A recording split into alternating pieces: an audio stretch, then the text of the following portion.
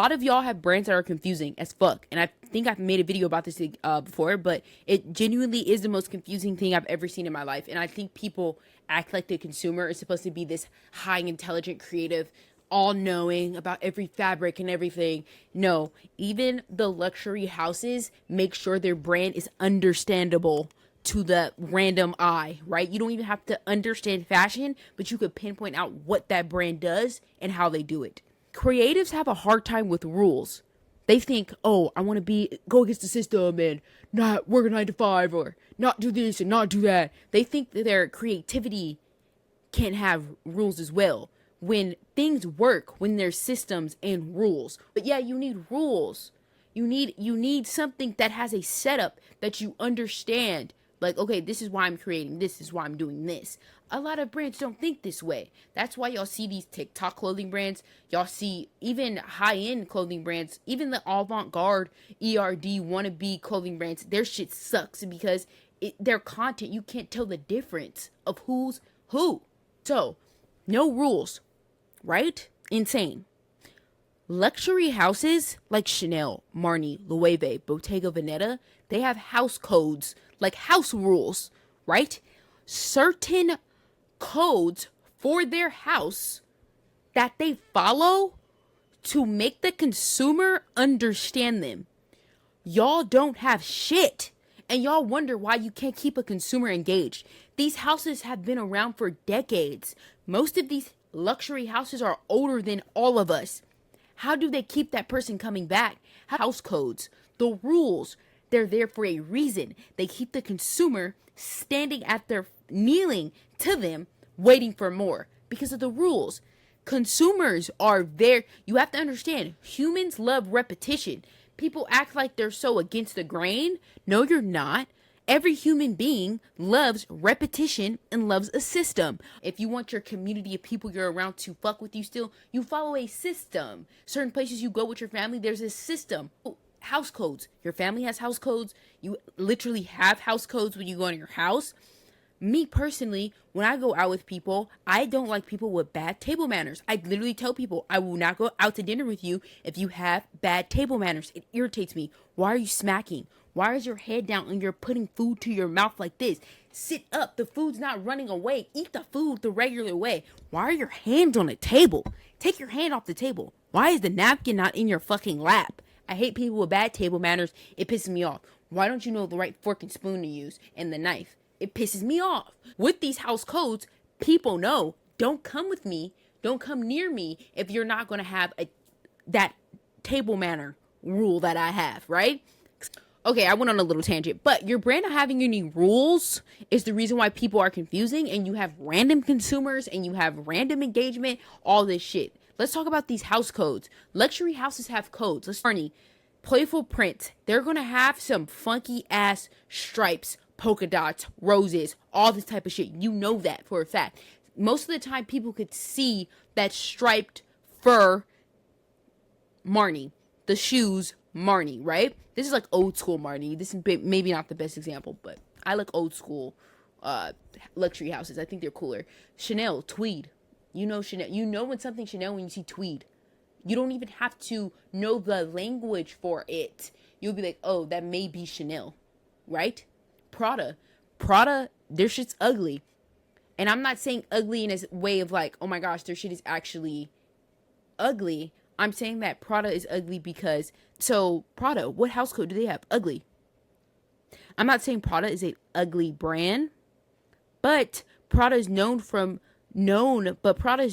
mixing some shit together and you're like, this is not my favorite thing in the world, but it works. So it's like a mix of things that don't look good to the naked eye, right? So Prada, explain it to anybody. These house codes are what the creative directors use when new creative directors come in to replace the previous one, right? They know the house codes.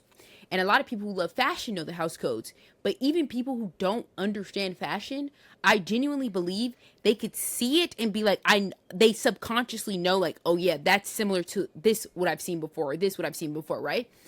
These house codes are rules. So their shit could be recognizable without a logo. These house rules make their brand recognizable without a logo. What does that sound like when I tell y'all content needs to be recognizable without your logo? If you don't understand how to make content recognizable without a logo, you're fucked. You're tremendously fucked. And I tell y'all that because when it comes to social media, everything kind of looks alike. If everything looks alike and everybody's copying the same exact people, what is your shit? Mush. You have to think, be, and do different.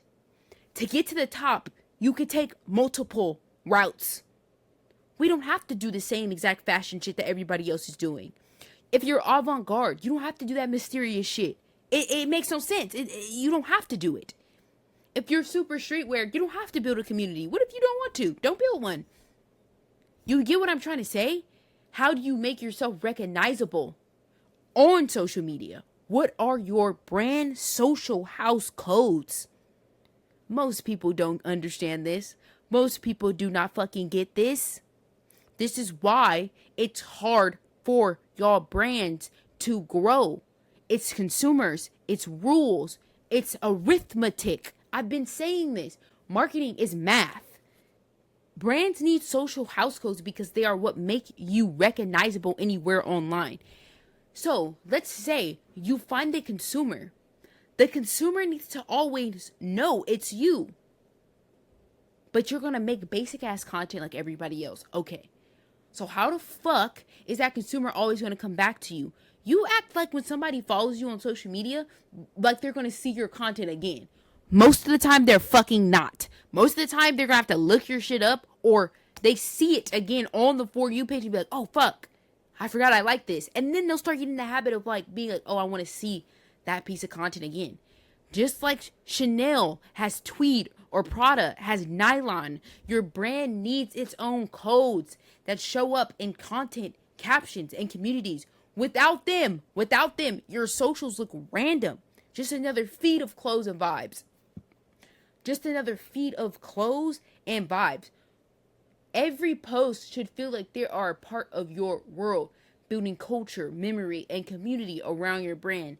That's how people stop scrolling and start recognizing. We live in the era of just shit being fed. But if you could step back and create something with house codes and rules that your brand follows, very militant like, you could have a fucking rows and rows of people kneeling at your fucking feet to see what's next. Let's actually step back.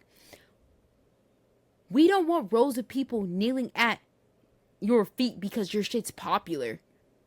We want rows of people kneeling at your feet because they know that their identity is not solid without pieces from your brand. They know that, fuck, I don't have everything together unless I have this piece. This next step in life, I need something from their brand. That's where them house codes come into play that none of y'all have. The luxury houses understood this. There's still going to be a Louis Vuitton, a Gucci, a Bottega, a Loewe, Diesel. There's still going to always be these brands. Why? Codes, rules that y'all think y'all are non-void. Y'all are non-void of rules. In context, that as well. Like I said, brands need social house codes. If you don't know how to find your social house codes, and then let me tell you something right now. What I just said here, a lot of the fucking old ass guys who are old ass creative directors or do this shit that I'm doing, they're gonna start talking about it, right? Like just how they start talking about the worlds and shit. They give no one credit. I actually don't want it. Kanye West said something like that. He said, "Why would I want to be known for creating something? At one point, it should be where everybody has created it." It was something like that. But honestly, social house codes, brand social house codes need to come into play. You need rules for your brand. If you don't have rules, that's step one. Go create a rule book right with creating that consumer that you could find. Brand therapy with Day is where those brand social house codes are getting formed, where those consumers are getting formed. Anything from Day Media, you will get a social house code. brand social house code. I don't care what you buy from the fucking site. You'll get a brand social house code. Brand Therapy of the Day is talking to me for 30 days straight. Building consumers. I'm not building your brand. Your brand's already done being built. You built it when you got the shirt, the website, and the Instagram and the TikTok. It's already been built. We are digging deeper and building the consumer, the equations, everything you need to have a brand that's going to last. I'm the wrong girl for a brand that's going to pop off in 6 months. We take our time. We're diabolical about this shit. A lot of people aren't. Anything I give you, you're going to be able to use years from now. That's just the truth. But yeah, if you want to do something after this video, a form of homework, create rules for your brand. What are the rules?